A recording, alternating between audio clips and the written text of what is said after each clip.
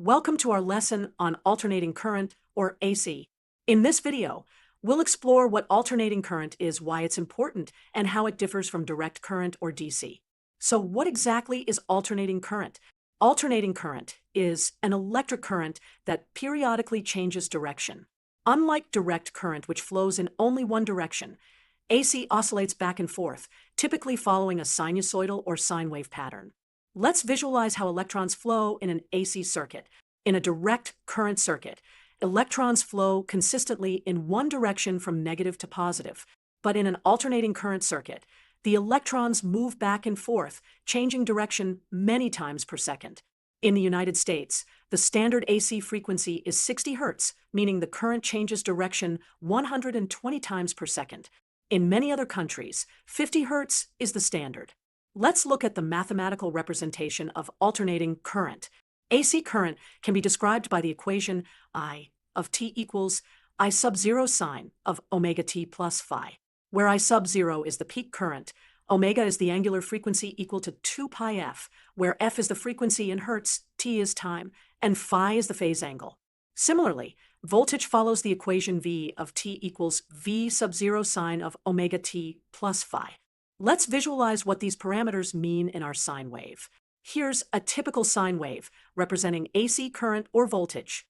The amplitude, or peak value, represents the maximum value of the current or voltage.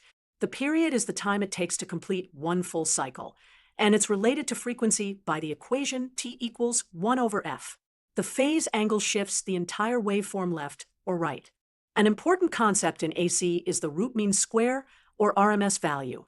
Since AC constantly changes in magnitude, we need a way to express its effective value. For a sine wave, the RMS value equals the peak value divided by the square root of 2. The RMS value of AC is equivalent to the DC value that would produce the same heating effect or power in a resistor.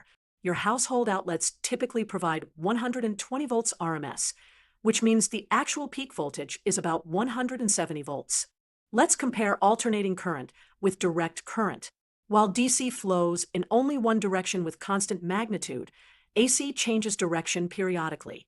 DC is typically produced by batteries and solar cells, while AC is generated by alternators and is what comes from your wall outlets. The big advantage of AC is that it's easy to transform to different voltage levels using transformers. This makes AC ideal for power transmission over long distances, which is why it's used in our power grid. Now, let's briefly look at how AC behaves in circuits with different components. In a resistor, the current and voltage are in phase, just like with DC. Ohm's law still applies, V equals IR. For a capacitor, however, the current leads the voltage by 90 degrees. This happens because the capacitor charges and discharges as the AC oscillates. In an inductor, the opposite occurs. The current lags behind the voltage by 90 degrees as the inductor resists changes in current. One key aspect of AC is power calculation. For a purely resistive load, the average power equals the RMS voltage times the RMS current, or P equals V RMS times I RMS. For circuits with capacitors and inductors, we need to consider the power factor, which accounts for the phase difference between voltage and current. Let's look at some real-world applications of alternating current.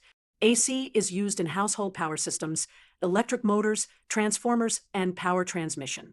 For power transmission, AC is stepped up to very high voltages, sometimes hundreds of thousands of volts, to minimize current and reduce power loss in the transmission lines.